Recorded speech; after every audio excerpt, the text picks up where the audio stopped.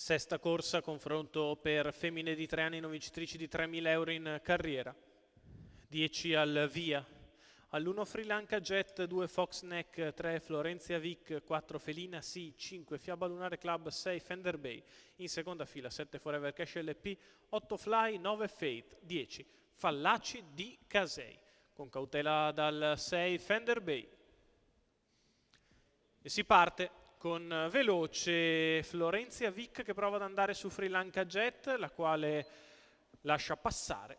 E così Florenzia Vic sbaglia e rimane al comando. Sri Lanka Jet all'esterno prova a progredire. Fiaba Lunare Numero Club 3 in corda Florenzia Fox Vic Neck, all'esterno squalificato. Felina Sì che prova ad anticipare le mosse di Fiaba Lunare per andare lei al comando. Passa però Fiaba Lunare Club che ottiene il via libera anche da Sri Lanka Jet e così dopo 300 metri è in vantaggio.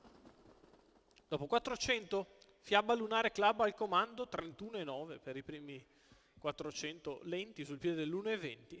Nonostante ciò Fiaba Lunare Club è riuscita ad andare a prendere la testa su Sri Lanka Jet, terza posizione per Fox Neck. Di fuori prova la progressione Fate che trova l'anticipo da parte di Fox Neck che sposta da terzo in corda e viene all'esterno. Rimane in terza ruota Fate, seconda pariglia per Felina Sì, poi ancora in corda Fly. Alla fine sembra tornare in corda Fox Neck, prova ad avanzare allora Fate, il leader però sta accelerando, 31,5 il secondo quarto di gara, più veloce del primo, e chilometro che se ne va in 1,18,7, 15,3 per la curva di destra. Prova a darsela a gambe Fiaba Lunare Club, nella sua scia Sri Lanka Jet in terza posizione, Fox Neck galoppa Fate. Numero 9 Gli altri più Fate indietro con Fender Bay squalificato. che passa in quarta posizione.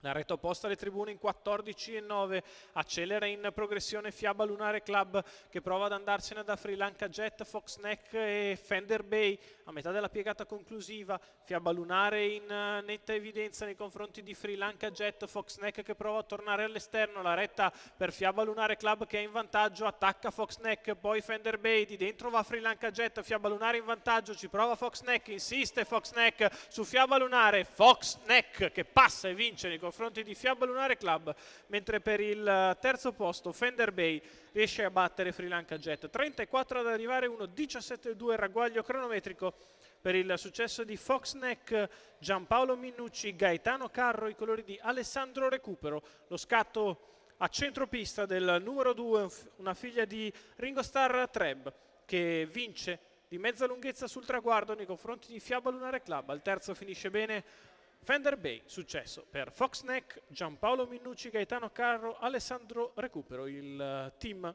della vincitrice di questa sesta corsa dall'Arcoveggio, numero 2 al primo posto, il 5 al secondo, il 6 al terzo per l'ordine d'arrivo in numeri della sesta.